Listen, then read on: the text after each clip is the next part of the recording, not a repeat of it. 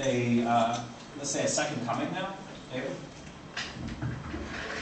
Well, I mean, it's a bit hard to call it DIY culture because that comes tied with all the kind of connotations to it of like printing in a basement somewhere, for example. But of course, the fact that we're all sitting and using the same softwares every day, all the time behind our computer, and we're able to source the same manufacturers to make the things that we want to make, and this isn't like a kind of cafe press model or whatever. You can do that on a much more professional level.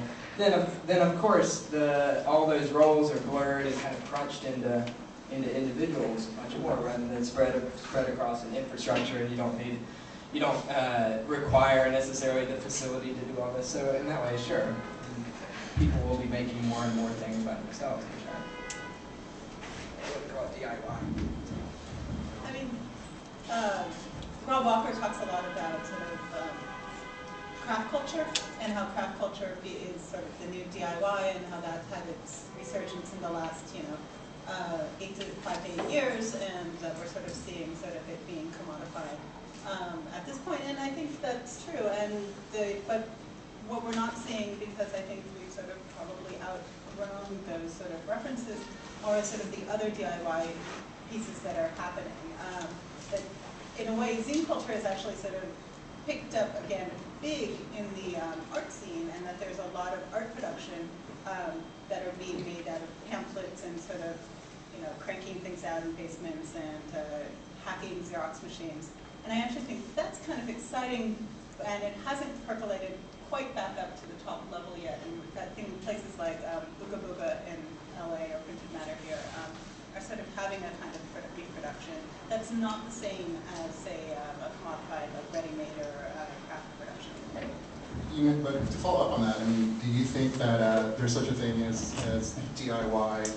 Let me put it this way: in order to have a true DIY culture, do you have to be off-grid? I mean, because, like, for example, like, I write on, I write online and stuff, but people own my server space, and there's a claim to copyright on anything that I write. That's not by virtue of the fact that they're writing it, but it's by virtue of the fact that they own the platform and they own the actual media where it actually gets printed or published.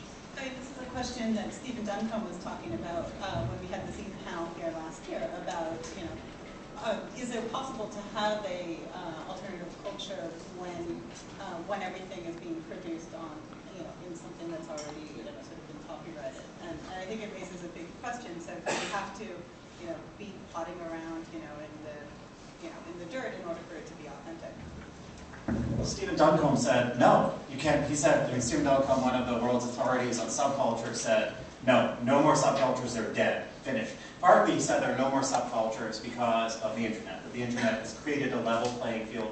We can all know about things the next day. Like, if this Ustream thing is working, then people in Helsinki are watching this, guaranteed. So, does that mean, is there no more subculture? And maybe we should go around and talk about this. David?